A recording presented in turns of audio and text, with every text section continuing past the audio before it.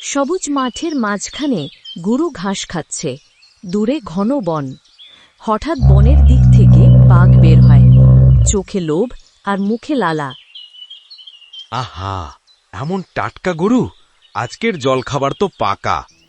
আরে বাঘ মামা, একটু দাঁড়ান। খাওয়ার আগে একটা কথা শুনুন না। কথা? এখন কথা নয়, খিদে পেটে আগুন। খালি পেটে খেলে আমিও শুকনা, আর আপনি পাবেন গ্যাস্ট্রিক।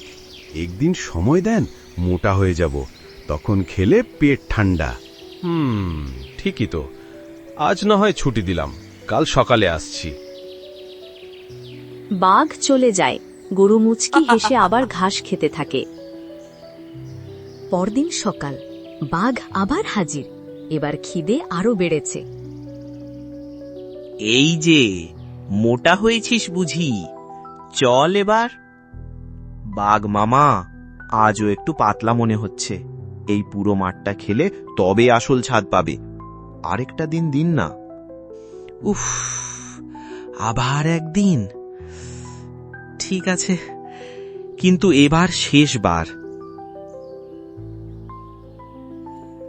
তৃতীয় দিন বাঘ রীতিমতো কাহিল। গরু তখনও ঘাস খাচ্ছে। আর না, আজ তোকে খেতেই হবে। একটুখানি দয়া করুন মামা। ওই যে বটগাছটার নিচে দারুণ ঘাস, ওটা খেলে সত্যি মোটা হয়ে যাব। চলো না। এইবার কিন্তু পেছন পেছন যাব, কোনো চালাকি চলবে না। দুজনেই যায় বটগাছের কাছে।